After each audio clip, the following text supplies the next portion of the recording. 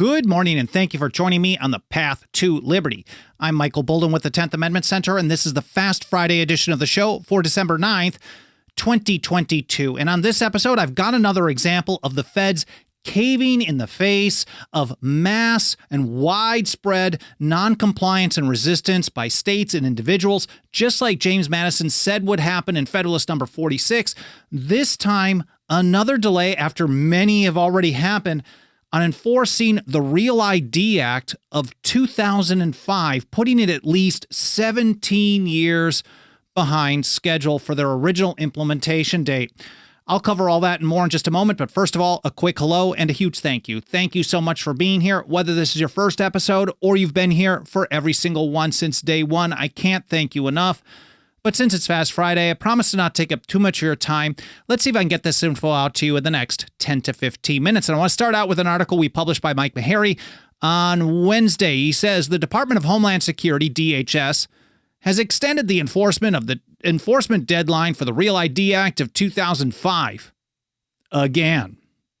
He notes that this has been happening for quite some time. He writes, after 15 years of delays due to opposition in the states and individuals, the rules requiring a Real ID compliant driver's license to board airlines and access federal facilities were supposed to go into effect in May of 2023. And now enforcement has been delayed once again for probably at least, I think this has got to be like the 10th time, now to May of 2025.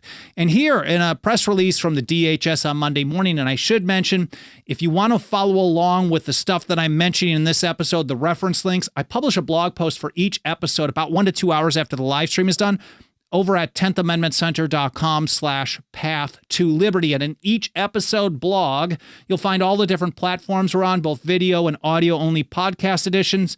Plus, you'll find a show links section where you can read and learn more in context on your own time of all the articles that I cite in each episode. Here from DHS, they say, under the new regulations published to execute this change, states will now have additional time to ensure. See, on the one hand, they're saying they're just about giving states more time, but we get the real story a little bit later here. They will now have additional time to ensure their residents have driver's licenses and ID cards that meet the security standards established by the Real ID Act. And never forget, when government tells you that they're doing something for your security, they're almost always doing it so they can control you.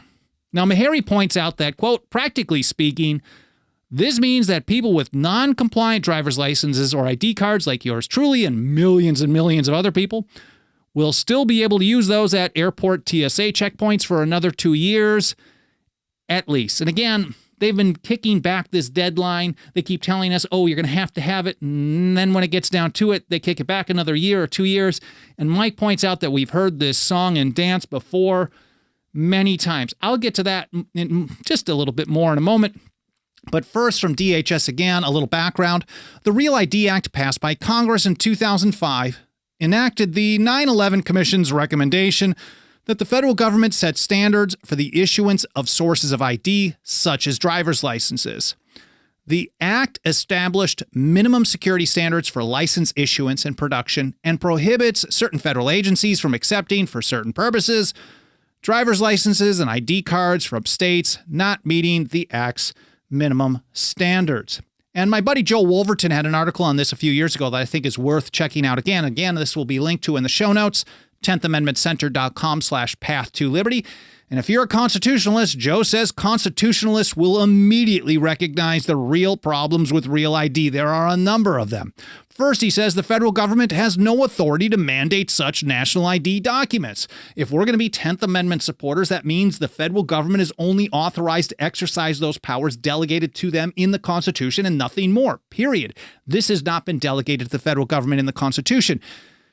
And Joe says this federal overreach is such an obvious act of usurpation. Usurpation, we know, is the term the founding generation used widely to talk about an exercise of power not delegated.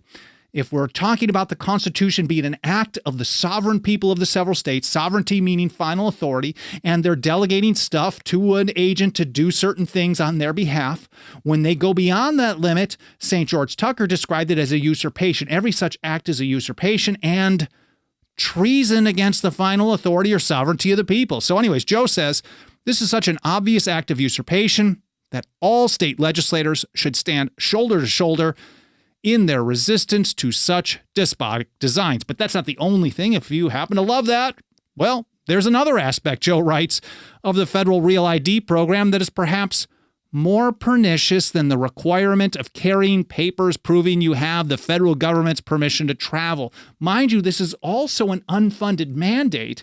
They're telling the states you have to implement this new security system, and you got to figure out how to pay for it. We don't care how you do it, but you got to do it. So there's many reasons why there's problems. So it's a power not delegated to the federal government. It's an unfunded mandate. And then there's also surveillance and privacy issues.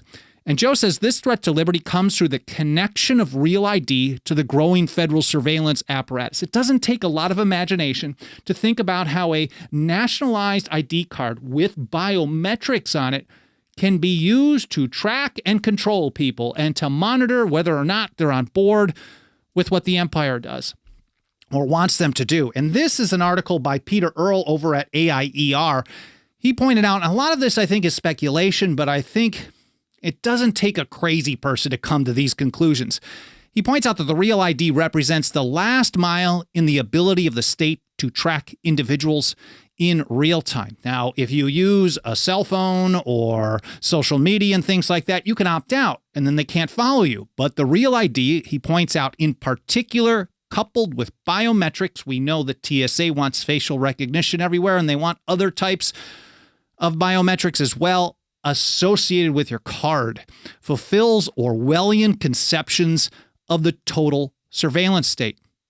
He expects it over time to be leveraged against individuals with outstanding traffic tickets, tax disputes, child or spousal support arrears, or behind on loan payments.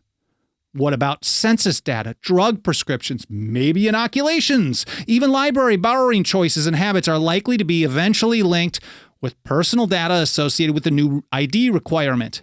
And he notes that if the ID is eventually accessible by the private sector, many individuals with innocuously tainted personal histories may become effectively unemployable. It's a way to implement a social credit score as well. It's associated with your card. If you're not being a good citizen, you don't get access to stuff. This is not too crazy of a future with the Real ID Act. Now, Mike Meharry points out that things did not go smoothly. After the passage of Real ID in 2005, states rebelled for several reasons, including the privacy issues, along with the fact that Congress didn't provide any funding, unfunded mandate. Many states simply chose not to act. Well, we're just not going to do anything. Others, like New Hampshire, I think was the first one, Missouri, Maine, Montana, Oklahoma, others took things a step further, passing laws expressly prohibiting compliance with the national ID standards. So they did not like it. But over time, anyways, under the law, Mike writes, all states were supposed to be in compliance by 2008. I think it was May of 2008. Let's start with that. But the federal government found coercing unwilling states wasn't as easy as anticipated. And instead of forcing the issue, the Fed started issuing waiver after waiver. So they would say, you got to have this implemented by May of 2008. And then when a bunch of them didn't do it, they just started making it easy to get a waiver for maybe 2 years down the line, or a year, or 3 years down the line. But 10 years after passage, Mike writes, more than half the states in the union still had not complied with Real ID.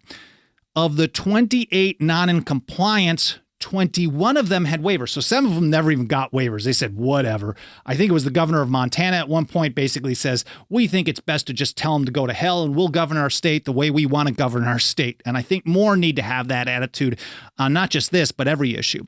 So 21 of them had waivers until October 2016. So this was going year in and year out. So every year we would get some kind of warning that you have to have a real ID card or you're not going to be able to get on a plane or you're not going to go to a federal building. Now, I don't want to go to federal buildings anyway, so if they have an excuse where I don't ever have to go, I'm cool with that. But then each time as the deadline approached, because so many people in so many states weren't complying, they would just quietly kick it back. They'd issue a press release just like they did earlier this week and say, well, we'll give you a little bit more time. We'll make it easier to get a waiver. We'll figure this out in a couple years.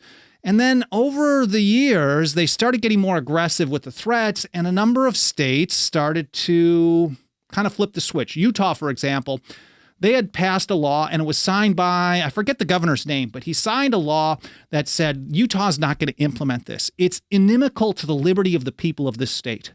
And then once the teams changed and there was a different person in power a few years later, and it was the same team that he's on, then all of a sudden he signed a new law that said, well, we're going to implement it. So a lot of partisan garbage, but a number of states flipped the switch. Utah, Idaho, I think Oklahoma, maybe even Missouri started saying we're going to start issuing these cards. Even if they weren't requiring everyone to get them, they certainly were participating.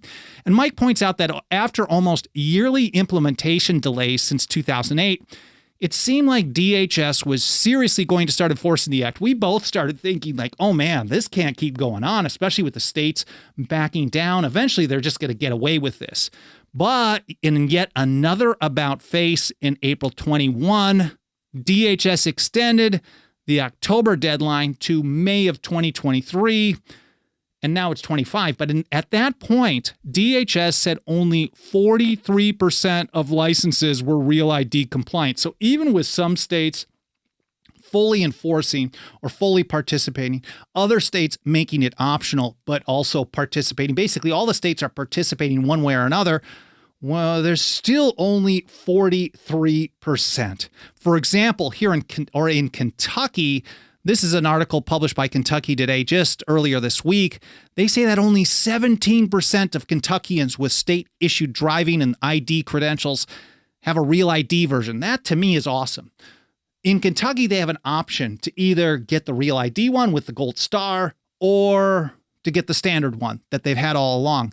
And 83% of the people said no way. So I started looking at some of the numbers yesterday, and I wanted to see what was going on here in California, because we have the same system. You can either get the one that the feds want or just go with the state level one.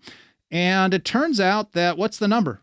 37 to 38% compliance. So if the whole country is about 43% compliance, California is under that, surprisingly. Kentucky's way under it. Who's at the top of the heap? And I'm not sure who's the worst, but Texas is right up there. As of April of 2021, the Texas DPS reported 85% of people with the driver's licenses or ID cards were compliant with the Federal Real ID Act as, again, April of 2021. But the big thing is, and they keep telling us, the feds want to tell us in these press releases, they just want to give people more time. They want to give the states more time to work out the logistics. But really what it gets down to is there are so many people who are refusing to participate, refusing to comply, that if they did not let tens of millions of people travel on airplanes to see family at holidays and things like that, man, they would have so many problems on their hands, just like James Madison told us would happen. Here from the New York Times this week, they point out, this is a spokesman for the TSA, Dan Velez, federal authorities determined that not enough citizens were ready for the change, said Dan Velez, the New England spokesman for the TSA. And because of that, they made the decision to extend the deadline 2 more years. If you got a state like Kentucky, where 80+% of the people are just not complying, what are the feds going to do? They're going to look whatever administration goes in and tries to force this on the people, they are in big trouble. Here's the quote from Velez. Real ID progress over the past 2 years has been significantly hindered by state driver's license agencies. No kidding. The extension is necessary to give them the needed time to ensure their residents obtain Real ID compliant license or ID card. Blah, blah, blah. When enough people say no to the federal government and enough states pass laws backing those people up, there's not much the feds can do to shove their so-called laws, regulations, and mandates down our throats. We should know this. And Meharry points out that the federal government's struggle to implement Real ID for what will be at least 17 years reveals a dirty little secret. The feds can't do much of anything when states refuse to participate. Period. We should have known this. This was the blueprint that James Madison gave us in Federalist 46. This was to resist, to defeat federal programs without relying on the federal government to magically limit its own power, which never seems to happen. He said this was to be used against unwarrantable or unconstitutional federal acts, or just warrantable but merely unpopular. So even if you think that this is not something, or that this is something the feds could or should do, the fact is it's highly unpopular if 57% of the country is saying we're not participating for one reason or another. Madison told us that a refusal to cooperate with officers of the Union, that's Madison's term, father of the Constitution, said this would create impediments and obstructions that would stymie federal actions. And no one should be surprised. But when it comes to how to beat the feds and use the tools of the Constitution to do that, the father of the Constitution called it. Mike says this is certainly proved true when it comes to real ID. And it reminds me of John Dickinson's great broadside urging the people to refuse to comply with the Stamp Act. Don't use the stamped papers. He said the Stamp Act, therefore, is to be regarded only as an experiment of your disposition. If you quietly bend your necks to that yoke, you prove yourselves ready to receive any bondage to which your lords and masters shall please to subject you. Well, I hope you guys found this interesting. I hope it was educational. More important than anything, I hope you learned something. If you want to help us spread the word, nothing helps us get the job done more than the financial faith and support of our members. You can join us for as little as $2 a month over at 10thamendmentcenter.com/members. Again, 10thamendmentcenter.com/members. I really appreciate you being here. I hope you have an awesome weekend, and I'll see you next week here on the Path to Liberty.